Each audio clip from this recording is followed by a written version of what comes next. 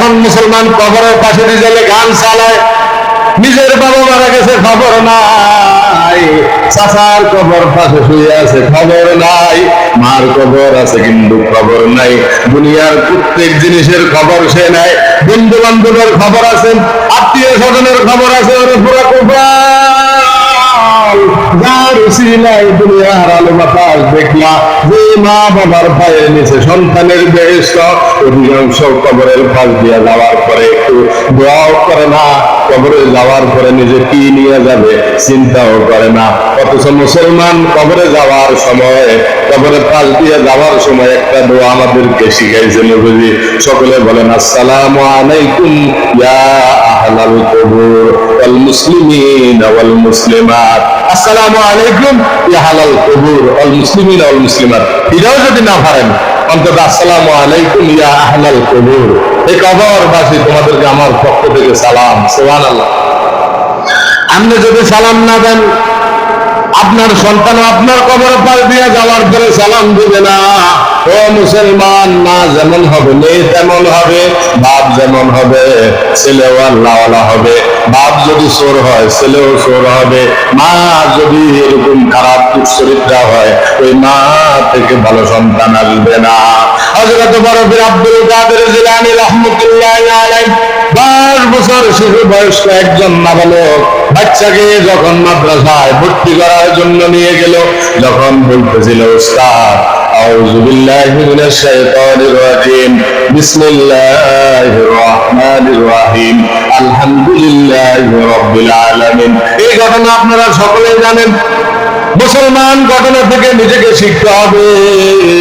মা বোনেরা ভালো করে শুনিয়ে আলেন, আপনার মতো মা বরফির আব্দুল কাদের জিলানীর মাও মা, ওই মা কেমন সন্তান দুনিয়াতে প্রসব করলেন, যে বরফির আব্দুল কাদের জিলানী মায়ের পেটে থাকা অবস্থায় 18 পারা কোরআন শরীফের হাফেজ ছিলেন বলে বলেন সুবহানাল্লাহ।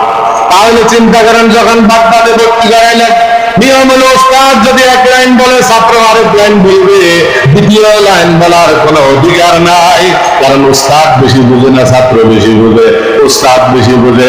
যখন ছাত্রকে বলতেছে, ছাত্র পড়তে পড়তে পড়তে পড়তে পড়তে পড়তে 18 পারা কোরআন শরীফ শোনাইয়া ফেলছে, বলেন সুবহানাল্লাহ। আরেকটু জোরে গান না সুবহানাল্লাহ। তাহলে চিন্তা করেন, 18 পারা শোনানোর পরে ওস্তাদ চোখের পানি ছেড়ে দিয়ে বলতেছে, বাবা তুমি আরো বড়, তুমি আরো বড়, আরো বড়, তোমার পরে এত সুন্দর লাগে, এত মায়া লাগে, তুমি পড়তে থাকো। ওই সন্তান বলতেছে, আমি এতটুকু শিখছি, এতটুকু মুখস্থ করলাম, বাকিটা আপনার কাছে শিখবো। জোরে বলেন সুবহানাল্লাহ। উস্তাদ বিস্ময় হয়ে গেল, এতটুকু শিখলো, এতটুকু মুখস্থ করলাম, আর বাকিটা আপনার কাছে শিখবো। বাবা তুমি কোথায় শিখলা? তখন সন্তান ব্যাখ্যা দেওয়া শুরু করলো, আমার মা 18 পারা কোরআন শরীফের হাফেজ ছিলেন। আমার মা যখন মায়ের রেহেমের ভিতরে, আমি যখন মায়ের গর্ভের মধ্যে ছিলাম, আমার মা সকালে কোরআন শরীফ তেলাওয়াত করতো, রাত্রে কোরআন শরীফ তেলাওয়াত করতো। যখন কোরআন শরীফ পড়তো, আমি মায়ের পেটের ভিতরে থাকা অবস্থা আমার মা জমিনে কোরআন শরীফ পড়তো, ওই জমিনের কোরআন শরীফ আমি মায়ের পেটের ভিতরে থাকা অবস্থা আল্লাহ আমাকে মুখস্থ করাইয়া দিয়েছে। সুবহানাল্লাহ।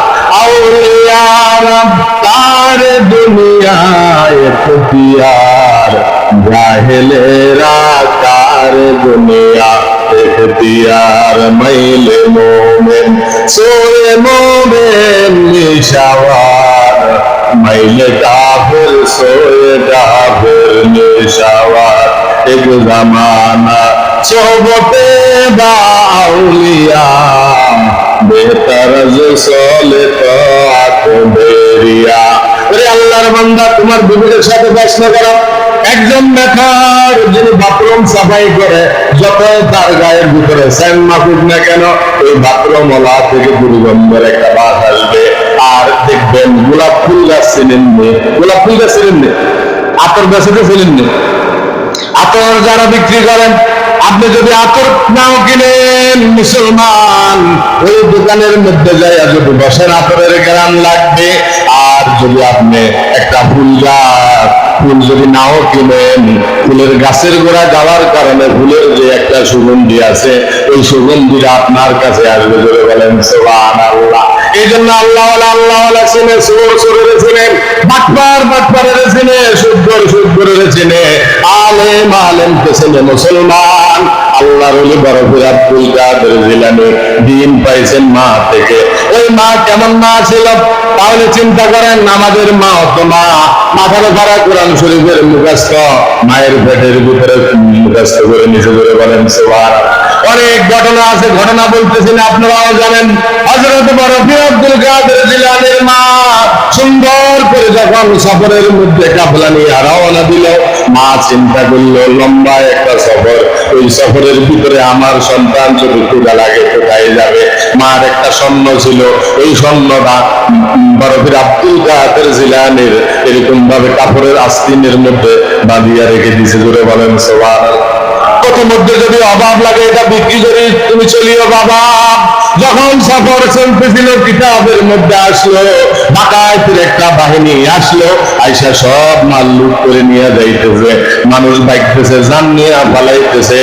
শিশু বয়স্ক একটা যুবক, এরকম 10 বছরের একটা যুবক, বরফির আব্দুল কাদের জিলানী। ঘরে জিলানী হয়েছে, ঘরে বরফির হয়েছে। আল্লাহর বান্দা নবীর আশিকের দল 10 বছর বয়সের ভিতরে সত্য কথা কেমন বলছে দেখো। সত্য কথার ভিতরে আল্লাহ হেদায়েত রাখছে। বলেন সুবহানাল্লাহ। আমার আল্লাহ রাব্বুল আলামিন বলেন ইয়া আইয়ুহাল্লাযীনা আমানু, হে ঈমানদাররা তোমরা সত্য কথা বলো, সত্যবাদীদের সাথে থাকো। ওই বরফির আব্দুল কাদের জিলানী ছোট বয়স্ক ছিল। ডাকাতেরা যখন সব মাল নিয়ে মিলে প্রত্যেক থেকে সবাই ডাকতেছে, কেউ জাগাত নাই। নিজের বিবেকের সাথে প্রশ্ন করেন, যখন ডাকাত আসে দেখবেন কেউ পাশে নাই। এরকম ভয়ের ভিতরে থাকে কি থাকে না? যেরকম থাকে কি থাকে না? ঢাকাতে স্টেজে একই অবস্থান। ওই বরফির আব্দুল কাদের জিলানী রাহমাতুল্লাহ আলাইহি যখন দাঁড়াইয়া রইলেন, ডাকাতের সর্দার বলতেছে তুমি কেন দাঁড়াইয়া রইলা? আল্লাহ সুবহানাল্লাহ। তুমি কেন দাঁড়াই রইল? তুমি দৌড় দাও না কেন? কেন আমি দৌড় দিব? তোমার কাছে কি আছে? তো আমার কাছে স্বর্ণ আছে। আল্লাহ সুবহানাল্লাহ। আরে ডাকাতের সর্দার চিন্তা করলো মানুষ জান নিয়ে বাইকতেছে, মানুষ মাল নিয়ে বাইকতেছে, তুমি তো বাইকতেছো না। তোমাকে জিজ্ঞাসা করলাম তোমার কাছে কি আছে? স্বর্ণ আছে। তুমি এই কথা বলছো, তুমি যে সত্য কথা বলছো এটা কে শিখাইছে? এটা কে শিখাইছে? তখন বরফির আব্দুল কাদের জিলানী বলছে আমার সত্য কথা আমার মা আমাকে শিখাইছে। আমার মা আমাকে শিখাইছে। ডাকাতের বড় সর্দার যিনি ছিলেন ওনার বিবেকের ভিতরে বাড়ি আসলো, হেদায়েতের দরজা আল্লাহ খুলিয়া দিলেন। ডাকাতের সর্দার চিন্তা করলো আমার মা তোমার মা তোমাকে সত্য কথা শিখাইছে, তুমি সত্য বলছো। আমার মা আমাকে ডাকাতি শিখাইছে। আজকে ডাকাতি করার জন্য আমি বল নিয়ে আসলাম, মানুষের জান কবজ করার জন্য। তুমি সাক্ষী থাকো, আমি সব কিছু থেকে মুখ ফিরাইয়া নিলাম। আমাকে পরে দেন লা ইলাহা ইল্লাল্লাহ মুহাম্মাদুর রাসূলুল্লাহ সাল্লাল্লাহু আলাইহি ওয়াসাল্লাম। কথা সত্য না মিথ্যা? 100% না 99%? কোরআনের ভিতরে আছে। বরফির আব্দুল কাদের জিলানীর ইতিহাস যদি আপনি শেষ করেন, শুরু করেন, শেষ করতে পারবেন না। ওলিরা ছিলেন আল্লাহওয়ালা, যে ওলির জীবনে কখনো গুনাহ নাই। ওলিরা যদি মদের দিকে তাকাইতো মদ ডুব হইয়া যাইতো। ঘুরে বলেন সুবহানাল্লাহ। এখন তো কোনো ওলি নাই। হায় হায় রে, ওলি যা, ওলি কাকে বলে? ওলি বহু বছর যার জীবনে কোনো গুনাহ নাই। ইন্না আউলিয়া আল্লাহি লা খাউফুন আলাইহিম ওয়ালা হুম ইয়াহজানুন। সুবহানাল্লাহ। আল্লাহ নিজে বলতেছেন ইন্না আউলিয়া আল্লাহ, আমি বলতেছি নিশ্চয়ই ইন্না আউলিয়া আল্লাহ, ওলি আল্লাহ যারা হবে লা খাউফুন তাদের কোনো ভয় নাই, ওয়ালা হুম ইয়াহজানুন তাদের কোনো চিন্তা নাই, তাদের কোনো পেরেশানি নাই। কন্যা সুবহানাল্লাহ। দেখছেন ওনারা দোয়া করছে, সাথে সাথে আল্লাহ কবুল করে নিছে। ছোটবেলা থেকেই কেরামতি। তাহলে মা কেমন আল্লাহওয়ালা ছিলাম? ওরে মা, আপনিও মা, বরফির আব্দুল কাদের জিলানীর মাও মা, ভাইজিদ বুস্তামির মাও মা, আপনিও মা। ভাইজিদ বুস্তামি রাহমাতুল্লাহ আলাইহি জগৎ বিখ্যাত একজন আলেম ছিলেন, কত বড় একজন ওলি ছিলেন, সারা দুনিয়া ওনার প্রশংসা। উচ্চ মুখের ভিতরে প্রসারিত কন্যা, সুবহানাল্লাহ। তখন বড় পীর আব্দুল কাদের জিলানীর মা বলতেছে, এটা কোনো তোমার কেরামতি নয়, এটা আমার কেরামতি। কি রে, সারা দুনিয়ার মানুষ তোমার প্রশংসা করে, মা বলতেছে এটা তোমার কেরামতি নয়, এটা কার কেরামতি? আমার। বলে আমনের কেমনে? ও বাইজিদ বুস্তামি রহমতুল্লাহ আলাইহি যখন মাকে প্রশ্ন করলেন, ও মা আপনারাও শুনিয়া রাখেন, কাজে লাগবে। বাইজিদ বুস্তামি রহমতুল্লাহ আলাইহির মা বলতেছে, ও সন্তান, তুমি দুনিয়াতে ভূমিষ্ঠ হওয়ার পর থেকে যতদিন তোমাকে আমি দুধ পান করাইলাম, বিনা উযুতে কখনো তোমার দুধ পান করাই নাই। বলেন সুবহানাল্লাহ। আর যখন দুধের গোটাটা তোমার মুখের মধ্যে দিতাম, বিসমিল্লাহির রাহমানির রহিম, সুবহানাল্লাহ। এগুলো হলো আমল। ওযু ছাড়া, বিসমিল্লাহ ছাড়া দুধ মুখে দেয় নাই, আর বিনা উযুতে দুধ পান করা নাই। তাহলে মা যেমন ছিল, সন্তানও আল্লাহর ওলি হইল। সন্তানও কি? আমাদের মা যেমন, সন্তানেরাও ডাকায়। তার কারণ হলো মায়ের পেট হলো স্বর্ণ, এরকম স্বর্ণ যেরকম দামি, হীরা যেরকম দামি, মুক্তা যেরকম দামি, তার চেয়েও সবচেয়ে বড় দামি হলো মায়ের ভাই, মায়ের পেট। কন্যা, সুবহানাল্লাহ। এটা একটা ফ্যাক্টরি। এই ফ্যাক্টরিকে সেভ করতে হবে। মুসলমান কোরআন হাদিসের দিকে যদি আসেন, আল হাসান ওয়াল হুসাইন সাইয়্যিদা শাবাবি আলিল জান্নাহ, প্রত্যেক সানি খুতবার ভিতরে ইমাম সাহেব বলে কি বলে না, আল হাসান ওয়াল হুসাইন সাইয়্যিদা শাবাবি আলিল জান্নাহ, হাসান হুসাইন হলো জান্নাতের যুবকদের সরকার। কন্যা, সুবহানাল্লাহ। ফাতেমার দাম আল্লাহর কাছে কম না বেশি? আমলের কারণে, আমল ছাড়ার কারণে না, আমল করার কারণে। এখন আমরা মুসলমান জবানে শুধু আমল আমল বলে, নিজের জীবনে আমল নাই, নামাজ নাই, জোহর নাই, ফজর নাই, আসর নাই, মাগরিব নাই, এশা নাই, একামতের দিন নাই, জুমার নামাজ নাই, মাহে রমজানের 30টা রোজা নিয়েও ছিলি মিলি, তারাবির 20 রাকাত নামাজ নিয়েও ছিলি মিলি। এরকম ভাবে কেউ বলে 8 রোজা রাখতে হবে, কেউ বলতেছে 8 রাকাত তারাবি পড়তে হবে, জুমার নামাজ নিয়েও ছিলি মিলি, 2 রাকাত জুমার নামাজ করে মুনাজাত দিয়ে চলে যায়। এরকম আছে কিনা? নাই। সাহাবায়ে কেরাম কেমন করছেন, আমল করছেন, আমলের কারণে আল্লাহ রাব্বুল আলামিন তাদের ঈমান আমল দামি করে দিলেন। ফাতেমা রাদিয়াল্লাহু তাআলা আনহা কেমন পর্দাশীল ছিলেন মা এবং বোনেরা, যে ফাতেমাকে কেউ জীবনে দেখে নাই, আর ফাতেমাও কাউকে জীবনে দেখে নাই। জোরে বলেন সুবহানাল্লাহ। এই ফাতেমা সমস্ত মহিলাদের সরদার হবে। 7 জন জান্নাতে মহিলাদের রমণীদের সরদার হবে। আপনারাও জানেন, মুখস্থ করিয়ে রাখবেন। খাদিজাতুল কুবরা রাদিয়াল্লাহু তাআলা আনহা, বলেন খাদিজাতুল কুবরা রাদিয়াল্লাহু তাআলা আনহা। আসিয়া রাদিয়াল্লাহু তাআলা আনহা ফেরাউনের ঘর করছিলেন, উনি মহিলাদের সরদার থাকবেন। আরেকজন হলো ফাতেমা রাদিয়াল্লাহু তাআলা আনহা, কন্যা, সুবহানাল্লাহ। আরেকজন হলো ঈসা আলাইহিস সালামের মা মরিয়ম আলাইহিস সালাম। এই 4 জন মহিলার কথা আসছে, বাকিগুলো আল্লাহ পাক ভালো জানে কোরআন হাদিসে। এই 4 জনের কথা আসছে, তারা জান্নাতে মহিলাদের সরদার হবে। বলেন না সুবহানাল্লাহ। 4 জনের 4টা ব্যাখ্যা আছে।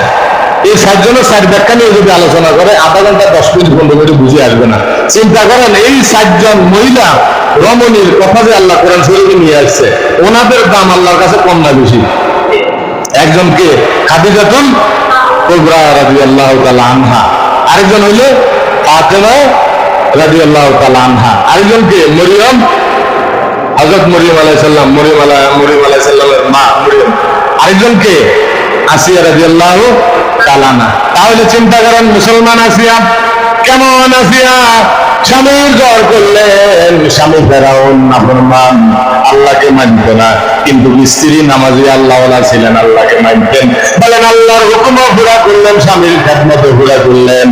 আল্লাহর হুকুম যখন পুরা করলেন, আল্লাহর হুকুম মানা যেমন ফরজ, স্বামীর হুকুম মানাও ফরজ। জোরে বলেন সুবহানাল্লাহ।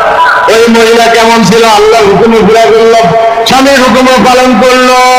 পালন করার কারণে আল্লাহ রাব্বুল আলামিন জান্নাতে মহিলাদের সরদার আল্লাহ বানাইয়া দিয়েছেন। আসিয়ার সমস্ত সন্তানকে তেলের কড়াইয়ের ভিতরে ভাজি ফেলছেন। আসিয়াকে অনেক কষ্ট দিয়েছেন।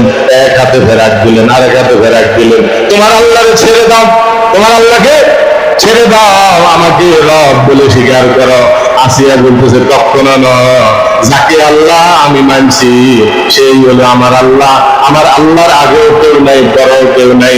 আমার আল্লাহর সমকক্ষ আসমান জমিনে আর কেউ নাই। সুবহানাল্লাহ।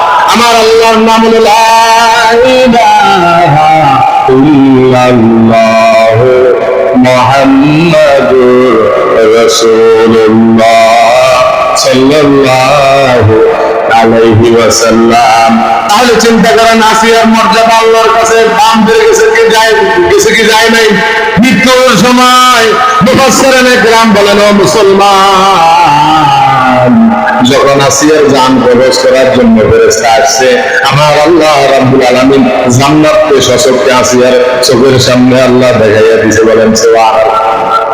আল্লাহ আপনার কাছে আমার একটা আবদার, আমার মৃত্যুর পরে যেন আমার ঘরটা আপনার ঘরের সাথে হয়। বলেন না সুবহানাল্লাহ। তাহলে চিন্তা করেন আসিয়া রাদিয়াল্লাহু তাআলা আনহার মর্যাদা কেমন।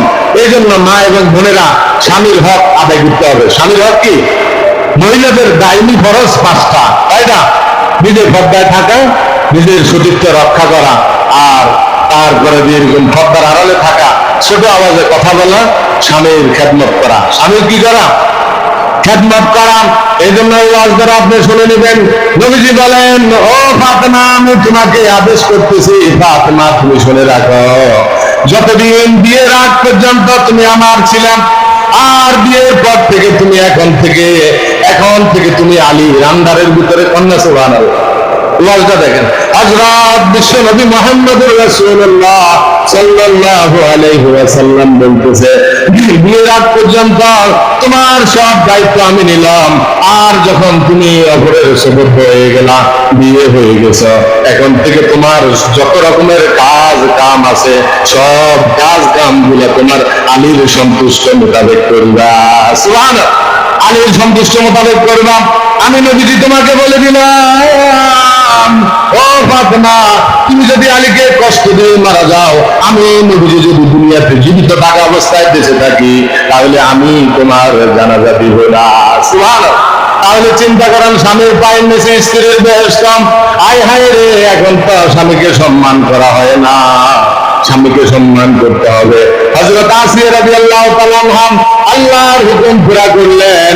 স্বামীর খেদমত করার কারণে আল্লাহ রাব্বুল আলামিন মৃত্যুর আগে যখন আজরাইল আসলেন, সাকরাতুল মউত যখন আরম্ভ হবে, তাফসীরের ভিতরে আসছে আল্লাহ রাব্বুল আলামিন জান্নাতের ঘর আসিয়ার চোখের সামনে আল্লাহ দেখাইয়া দিয়েছে। সুবহানাল্লাহ। এরপরে দেখেন হযরত মরিয়ম আলাইহিস সালামের কথা, হযরত ফাতেমা রাদিয়াল্লাহু তাআলা আনহার কথা।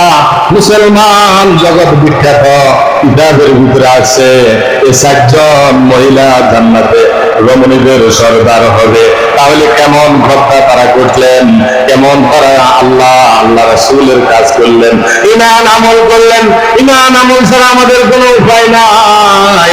5 ওয়াক্ত নামাজ দ্বারা আমাদের জীবন সাজাইতে হবে, জিকির করতে হবে, কোরআন শরীফ পড়তে হবে, ভালো কাজ করতে হবে, মানুষকে সালাম দিতে হবে। আপনি যদি ভালো কাজ জমিনের উপরে করেন, জমিনের নিচে শান্তি দিব কে? হযরত সাহাবায়ে কেরাম এই জমিনের উপরে যত ভালো কাজ করছে, কিয়ামত পর্যন্ত সমস্ত মানুষ সাহাবায়ে কেরামের কথা বলবেন, আউলিয়াদের কথা বলবেন, এবং তারা কবরের ভিতরে সুখ শান্তির ভিতরে থাকবে। বলে বলেন সুবহানাল্লাহ। এখন তারা যদি খারাপ কাজ করতো, তাদের প্রশংসা সারা জীবন মানুষের মুখের মধ্যে থাকতো। তারা ভালো কাজ করছে, তাদের প্রশংসা কিয়ামত পর্যন্ত থাকবে। সুবহানাল্লাহ। এই জন্য কবর কারো জন্য মামু নয়, কবর কারো জন্য খালু নয়। ওই কবরের ভিতরে যাইতে হলে ঈমান এবং আমল নিয়ে যাইতে হবে। বলেন সুবহানাল্লাহ। আমি যে কথা বলতেছিলাম, ফাতেমা কার মেয়ে? বলেন, ফাতেমা কার মেয়ে? আপনারা বলেন, জোরে বলেন, কার মেয়ে? মাশাআল্লাহ। 1 নম্বর। 2 নম্বর হলো ফাতেমার ঘরে যে 2 সন্তান আসছে, 2 সন্তানের নাম কি বলেন? মাশাআল্লাহ। আর ফাতেমা বিয়ে হয়েছে কার কাছে? আলীর কাছে। আলী আসাদুল্লাহিল গালিব, আল্লাহ রাসূলের ছিলেন, স্বাস্থ্য ভাই ছিলেন। যাই হোক, এখন চিন্তা করেন কয় কি নবী লকব পাইছেন। আরেকটা হলো নবীজির মেয়ে, বিশ্ব নবীজির মেয়ে, যে নবীজি বলেন, আমাকে যদি আল্লাহ রাব্বুল আলামিন জমিনের ভিতরে না পাঠাইতো, আমার নূরকে আল্লাহ রাব্বুল আলামিন সর্বপ্রথম বানাইছেন, আর আমাকে সর্বশেষে দুনিয়াতে পাঠাইছেন। বলেন সুবহানাল্লাহ। তাহলে চিন্তা করেন, ওই নবীজি বলেন, আমার কলিজার টুকরা হলো ফাতেমা। আমার কলিজার টুকরা কি? ফাতেমা। এখানে কোন দল নিয়ে চলবে না। মুসলমান চিন্তা করেন, নবীজির আশা আসে বসে থাকে নাই, আমল করছেন। হাসান হুসাইনের কথা যে কোরবার ভিতরে আছে, আল হাসান ওয়াল হুসাইন সাইয়্যিদা শাবাবি আহলিল জান্নাহ। হাসান হুসাইন হবে যুবকদের সরদার। আসাদুল্লাহিল গালিব আলী রাদিয়াল্লাহু তাআলা আনহুকে আল্লাহ রাব্বুল আলামিন কাফেরদের জন্য বাগ বানাইছেন, বলেন না সুবহানাল্লাহ।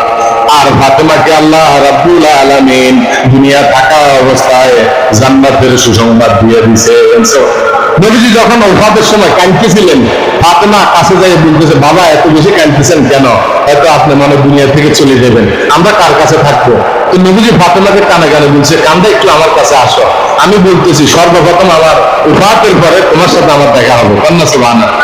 তাহলে চিন্তা করেন মুসলমান, আবু যর গফফারী রাদিয়াল্লাহু তাআলা আনহু ওই ফাতেমা যখন ইন্তেকাল হইলেন, আর ওনাকে যখন জানাজা দেওয়ার জন্য আলীকে বলছেন, ও আমার স্বামী, আপনার জীবনের ভিতরে যদি চলার ভিতরে কোনো ভুল বেয়াদবি করে থাকি, কোন মানুষ বলতেই তো ভুল, ভুলের উদ্যোগ কেউ নাই, যদি কোনো ভুল বেয়াদবি করে থাকি আল্লাহর ওয়াস্তে আমাকে মাফ করে দিবেন। স্ত্রী যখন স্বামীর কাছে মাফ চাইতেছে, আলী রাদিয়াল্লাহু তাআলা আনহু বলতেছে, আপনি এটা কিসের কথা বলতেছেন? আমার কোনো বংশ ছিল না, আমার কোনো নাম ছিল না, আমার কোনো অর্থ ছিল না, আপনার আব্বা আপনাকে আমার কাছে বিয়ে দিয়েছে, আমার মতো গুনাহগারের মতন সৌভাগ্য আর কেউ নাই। সুবহানাল্লাহ। আপনি আমাকে আল্লাহর রাস্তা মাফ করে দেন, যদি কোনো ভুল বেয়াদবি আমি করে থাকি, আপনার জীবনে স্ত্রী হিসেবে কোনো হক আদায় করতে পারি নাই, আপনি আল্লাহর রাস্তায় আমাকে মাফ করে দেন। একজন আরেকজন থেকে মাফ নিয়ে নিলেন, স্ত্রী একটা ওসিয়ত করলেন, ওই ওসিয়ত আপনারা সকলে জানেন, আমার যখন মৃত্যু হবে রাত্রে আমাকে জানাজা দিয়ে দিও। কন্যা সুবহানাল্লাহ। দিনে দিয়ে নাম কেন? দিনে যদি দাও, কেউ বলবেন নবীর মেয়ে লম্বা ছিল, কেউ খাটো ছিল, কেউ স্বাস্থ্য বেশি ছিল। আর ফাতেমা তো এমন কথা করলেন, জীবনে কাউকে দেখে নাই, কেউ কাকে দেখে নাই। কন্যা সুবহানাল্লাহ। খাটের পায়া 4টা, জানাজার খাটের পায়া কয়টা? 4টা। একটা ধরল হাসাইন, আরেকটা ধরল হুসাইন, আরেকটা কিতাবের ভিতরে আছে হযরত আলী রাদিয়াল্লাহু তাআলা আনহু বললেন, আরেকটা তো খালি আছে। আল্লাহ রাব্বুল আলামিন জিবরাইল আমিনের মাধ্যমে খবর ওই পাঠাইয়া দিলেন আবু যর গফফারী রাদিয়াল্লাহু তাআলা আনহু। ওই সাহাবীর নাম হলো আবু যর গফফারী রাদিয়াল্লাহু তাআলা আনহু। ওই খাটের ভায়া দেখছেন। কন্যা সুবহানাল্লাহ। তার যখন ওনাকে কবরের ভিতরে রাখা হইতেছে, ও মুসলমান, নিজের ভূমিকার সাথে প্রশ্ন করো, যদি এখন তোমাকে জানাজা দেওয়া হয়, জানাজার পরে যদি কবরের মধ্যে রাখা হয়, ওই কবরের ভিতরে কি মা যাবেনি, বাবা যাবেনি, ছেলে যাবেনি, আত্মীয় স্বজন যাবেনি, বউ যাবেনি, কেউ যাবে না, সব কিছু হলো মিশা। তুমি যে যাবা কবরে, এটা হলো সত্য, তোমার কবরে হিসাব দিতে হবে, এটাও সত্য। মুসলমান আল্লাহর বান্দা কবরের মধ্যে যখন রাখতেছিলেন, রাখার আগে ওই আবু যর গফফারী রাদিয়াল্লাহু তাআলা আনহু বলতেছে, এই কবর তুমি জানো নি আজকে তোমার ভিতরে কারে রাখা হইতেছে? ঘুরে বলেন সুবহানাল্লাহ। তোমার ভিতরে কারে রাখা হইতেছে জানেন? বিশ্ব নবীজির মেয়ে, তার সাথে তুমি ভালো ব্যবহার করো। কবর কোনো আওয়াজ দিল না। দ্বিতীয়বার যখন প্রশ্ন করলো, এই কবর তুমি জানোনি আজকে তোমার ভিতরে কারে রাখা হইতেছে? হাসান হুসাইনের মা। হাসান হুসাইন জান্নাতে যুবকদের সরদার হবে। দুনিয়াতে থাকা অবস্থা জান্নাতের ঘোষণা আল্লাহ রাব্বুল আলামিন দিয়ে দিয়েছে, তার সাথে ভালো ব্যবহার করিও। দ্বিতীয়বারে কোনো আওয়াজ নাই। দ্বিতীয়বারে কি নাই? আওয়াজ নাই। কোরআন এবং হাদিসের ভিতরে সাক্ষী। তৃতীয়বার আবু যর গফফারী রাদিয়াল্লাহু তাআলা আনহু বলল, ও কবর তুমি জানোনি এই কবরের ভিতরে ফাতেমাকে রাখা হইতেছে? যে ফাতেমার কথা বলা হয়েছে, আল ফাতিমাতু সাইয়্যিদাতু নিসাই আহলিল জান্নাহ। দুনিয়াতে নবী থাকা অবস্থা বলতেছেন, ও ফাতেমা, তোমাকে জান্নাতের সুসংবাদ আমি নবীর জবান থেকে তোমাকে দিয়ে দিলাম। বলেন না সুবহানাল্লাহ। তাহলে নবীর মেয়ে জান্নাতি, তুমি তার সাথে ভালো ব্যবহার করিও, কোনো আওয়াজ আসতেছে না। চতুর্থবার যখন বলতেছে, কবর তুমি জানো আজকে তোমার ভিতরে কারে রাখা হইতেছে? আসাদুল্লাহিল গালিব আলীর স্ত্রী রাখা হইতেছে, তুমি তার সাথে ভালো ব্যবহার করিও। কন্যা সুবহানাল্লাহ। পঞ্চমবারের সময় কবরের জবানকে আল্লাহ খুলে দিছে মুসলমানের জন্য। কিয়ামত পর্যন্ত প্রত্যেক মানুষের জন্য কবর আওয়াজ দিয়ে বলতেছে বাংলা ভাষা, আমি বিশ্ব নবীর মেয়ে চিনি না, হাসান হুসেনের মা চিনি না, খাতুনে জান্নাতের মহিলা চিনি না, আলী রাদিয়াল্লাহু তাআলা আনহুর স্ত্রী চিনি না, যে আমার কাছে দুইটা জিনিস নিয়ে আসবে। তাই না? বলেন, যে আমার কাছে দুইটা জিনিস নিয়ে আসবে, একটা হলো ঈমান আর একটা হলো আমল। বলেন, একটা হলো কি, আরেকটা হলো আমল। ইমানি কালমা হলো লা ইলাহা ইল্লাল্লাহু মুহাম্মাদুর রাসূলুল্লাহ সাল্লাল্লাহু। কবর বলতেছে যে আমার কাছে দুটো জিনিস নিয়ে আসবে, ঈমান এবং আমল, আমি তার সাথে ভালো ব্যবহার করব। আর যে আমার কাছে দুটো জিনিস না নিয়ে আসবে, ঈমান এবং আমল, সে সারা আসবে, সে আমার খারাপ ব্যবহার করতে পারবে। তার নাউজুবিল্লাহ। এই উত্তর থেকে আমরা কি শিখতে পারলাম? কিয়ামত পর্যন্ত প্রত্যেক মানুষের জন্য কবর ঈমান আমল যে নিয়ে যাবে, আল্লাহ পাক কবরের ভিতরে সুখ শান্তির পরিবেশ কায়েম করে দিবে। বলেন না সুবহানাল্লাহ। আপনি এখন ঢাকা যাবেন, পকেটে টাকা নেই আমার কাছে, এখন ঢাকা যাইতে পারতেন না, যাইতে কষ্ট হবে, মানুষের কাছে খুঁজবে, কেউ দিত না। আর টাকা পয়সা যদি থাকে আপনার যাইতে কি হইব? সহজ হইব, আপনি রিল্যাক্সে আনন্দে যেতে পারবেন। দুনিয়াতে চলতে হলে টাকা পয়সার প্রয়োজন আছে, আর কবরে চলতে হলে কি দরকার আছে বলেন? ঈমান এবং আমল। আর ঈমানের খুঁজি হলো কালেমা লা ইলাহা ইল্লাল্লাহ মুহাম্মাদুর রাসূলুল্লাহ সাল্লাল্লাহু আলাইহি ওয়াসাল্লাম। ঈমানের সবচেয়ে বড় খুঁজি হলো কালিমা, আর কালিমার পরে হলো 5 ওয়াক্ত নামাজ, নামাজের পরে কোরআন শরীফ, জিকির, তাসবিহ, তাহলিল, যতগুলা ভালো কাজ আছে, দান, সদকা, এই যতগুলা ইসলামিক কাজ আছে, এই কাজগুলো যদি করেন আপনার আমল সুন্দর হবে। আমল যদি সুন্দর হয়, এই কবরের প্রশ্ন উত্তর আল্লাহ রাব্বুল আলামিন আমাদের জন্য সহজ করে দিবে। বলেন না আমিন। ফাতেমার জন্য যদি এই আওয়াজটা আসে, তাহলে আমি কি অনেক, ওনাদের তো তুলনাই করা যায় না। 100 ভাগের 1 ভাগ আমাদের ভিতরে কি নাই। তাহলে ওই কবর দেখছেন না, ঈমান এবং আমল কত দামি একটা সম্পদ। ঈমান আমল কামাই করার জায়গা হলো দুনিয়া, ভোগের জায়গা হলো আখিরাত। আল্লাহ পাক আমাদের প্রত্যেককে বেশি বেশি ঈমান আমল কামাই করার তৌফিক দান করুক। কবরে যাওয়ার আগে ঈমান আমল নিয়ে যাওয়ার তৌফিক দান করুক। বলেন আমিন।